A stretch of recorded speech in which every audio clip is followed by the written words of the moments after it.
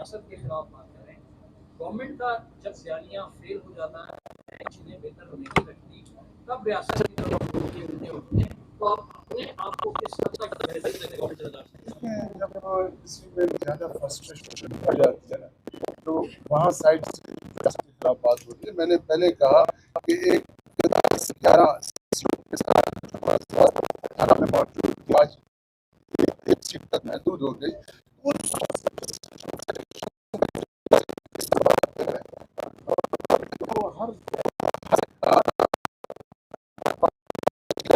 हम हर हवाले से उनकी रिस्पेक्ट करते हैं, लेकिन उनका तरीक़ेकार जो था ना, वो बस जिद है। वो बस एक जिद पे है कि जी जिद पे चीज़ें नहीं चलती हैं। जो है वो पॉलिटिकली अंदाज से देखी जाती हैं, मानी जाती हैं, जिसमें कोई रास्ता हो, जो राह हो, लीगली चीज़ें हों, तो उसके लिए तो गवर्नमेंट आज भी तैयार है। जहाँ तक आपने सरदार एयाज सादिक साहब की बात की, तो मैं दोबारा उधर ही आता हूँ कि हमने हमारी क़यादत ने उनसे बिल्कुल राब्ता किया, उनसे बात की, उनको यही कहा कि जी इन चीज़ों को पॉलिटिकली देखें। लेकिन मुझे समझ में नहीं आ रहा है कि सरदार अख्तर मेंगल साहब जैसा शख्स, जो बड़ा ही इस बलूचिस्तान में वज़ीर आला भी रहे हैं और कई दफ़ा MPA रहे हैं, उनके वालिद साहब वज़ीर आला रहे हैं, आज वो एक ज़िद पर आकर रुक गए। ज़िद पर तो चीज़ें नहीं चलती है। वहाँ पर भी उनका यही ज़िद था कि जी ये चीज़ होगी तो हम फिर आगे जाएंगे। तो इस वजह से ये अभी तक मामला डेड लॉक में है कि वो पॉलिटिकली अंदाज में चीज़ों को देखने के लिए तैयार नहीं है। वो ज़िद पे खड़े हैं। अभी ज़िद पे तो गवर्नमेंट किसी की भी बात नहीं मानेगी। अगर ज़िद है तो ज़ाहिर है गवर्नमेंट की साइड पे भी जिम्मेदारी है। वो उसने अपने यहाँ पर अमन-ओ-अमान कायम करना है, लोगों की जो तकलीफ़ें हैं वो हम देख रहे हैं, हमने वो ठीक करना है। आप देखें जिस तरह वो रोडों पर आकर बैठे हुए हैं, लोग सफ़र कर रहे हैं बलूचिस्तान से आपका नसीराबाद की तरफ, उसके बाद सिंध की तरफ जाते हैं, इस तरफ आपका खुजदार कराची की तरफ जाते हैं, सारे रास्ते इस तरफ। ये कौन सी जो है आप खिदमत कर रहे हैं लोगों की? ये खिदमत तो नहीं है, उल्टा आपने बलूचिस्तान के लोगों को तकलीफ में डाला है। तो हम यही गुजारिश करेंगे कि चीज़ों को पॉलिटिकली अंदाज से देखें।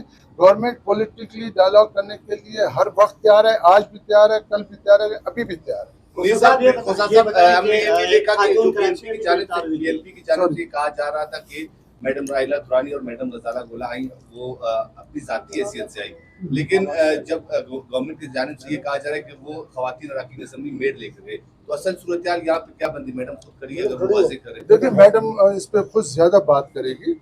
मैं ये ज़रूर कहूँगा मेड कोई नहीं लेकर गए, हमारी ख़वातीन थी, क्योंकि हमारे सिस्टम के अंदर, बलोच रवायत के अंदर ख़वातीन का एक बड़ा एहतराम है, बड़ा इज़्ज़त है। तो हमारी बहनें भी उस सिलसिले में वहाँ पर गई। तो मज़ीद क्या बातचीत हुई, उनकी तरफ से क्या रिस्पॉन्स था, वो मैडम खुद आपको बताएंगे। देखिए हमें और ग़ज़ाला गोला, हम सब का हमारा एक सियासी बैकग्राउंड है, हम वर्कर लेवल से चले हैं। तो हमारी यही कोशिश थी कि जो सूरत हाल हम देख रहे थे, तो हमने कहा कि हम एक ख़वातीन की हैसियत से, ख़वातीन लीडर की हैसियत से हम जाएं और अख्तर मेंगल साहब से बात करें। और जब हम वहाँ पर गए, हमने उन्हें बताया भी। उन्होंने पहला क्वेश्चन ये कि आपको किसने भेजा है? हमने कहा हमें किसी ने नहीं भेजा है, और ये इट्स लाइक दिस। कुछ लोग जो होते हैं चाहते हैं कि एक अच्छा पॉजिटिव रोल अदा करें। तो जब हमने उनसे बात की और हमने उन्हें बताया कि हम आए हैं, और ख़ास तौर पे अवाम बहुत परेशान है आपके इन धरनों से, आपने तमाम रोड्स ब्लॉक किए हुए हैं, ना लोग मरीज़ घंटों दिनों, बल्कि आप सब भी इसी में शामिल हैं कि वो वहाँ पर इंतज़ार कर रहे हैं कि किसी तरह रास्ता खुले और वो अपने प्यारों को लेके गए। उन्हीं दिनों में आपने देखा है कि एयरलाइंस के किराए किधर तो पहुँच गए कि हम लोग नहीं अफोर्ड कर सकते, 1-1 1.5 लाख पे पहुँच रहा है और सीट भी नहीं मिल रही।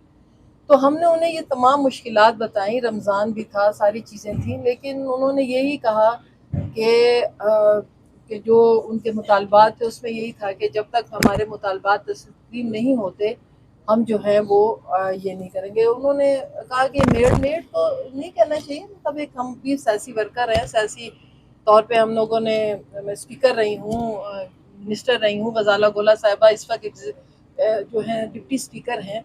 तो हमने तो अपनी बात ख़वातीन के हवाले से उन्हें पहुँचाई है। और उन्होंने कहा, मैंने कहा देखिए कुछ मैटर्स में खुद एडवोकेट हूँ, कुछ मैटर्स जो हैं वो अदालतों में, जैसे हमारे पार्लिमानी लीडर ने कहा है, खोसा साहब ने, कि कुछ मामला अदालतों में है, लेट देम टू डिसाइड।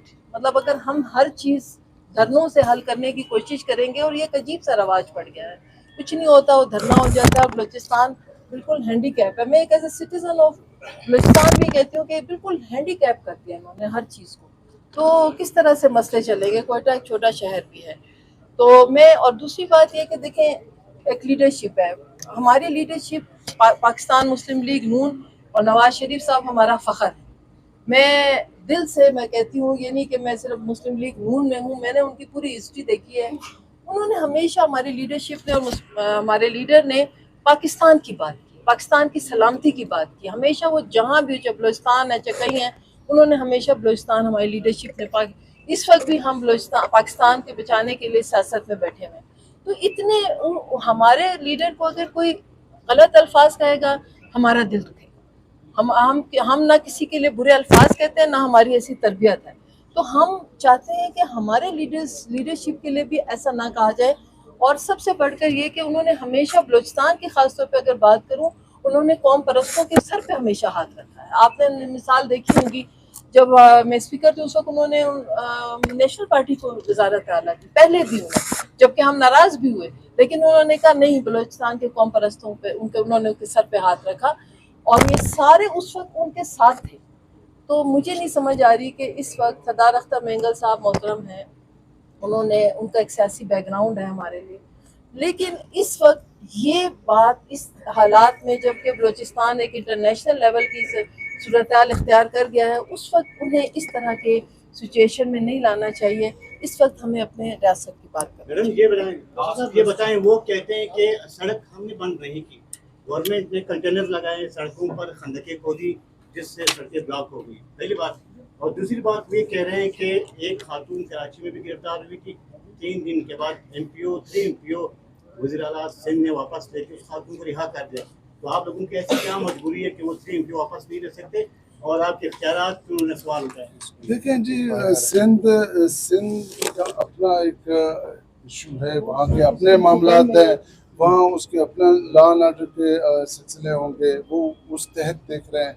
यहाँ पर जिस तरीके का रवैया रखा गया वो सब आप लोग के सामने है। यहाँ पर जिस तरह ट्रेन पे हमला हुआ और उसके बाद जो यहाँ पर लाशें आई, मेरे ख्याल में उसको रिपीट करने की ज़रूरत नहीं है, वो सब आप लोगों को पता है। जब इस तरह का अमल हो तो आप मुझे बताएं कि किस तरह रिहाई मिलेगी। ये अभी डिसाइड कोर्ट ने करना है, हमने नहीं करना है। और जहाँ तक आपने कहा कि वो कंटेनर्स की बात की आपने, देखें एक बहुत बड़ा एक कारवान अगर शहर के अंदर आए, पहले हमने देखा कि डॉक्टर मारंग यहाँ पर बैठी रही तो इस शहर का किस तरह हालत था, किस तरह इस शहर को मफलूज किया गया।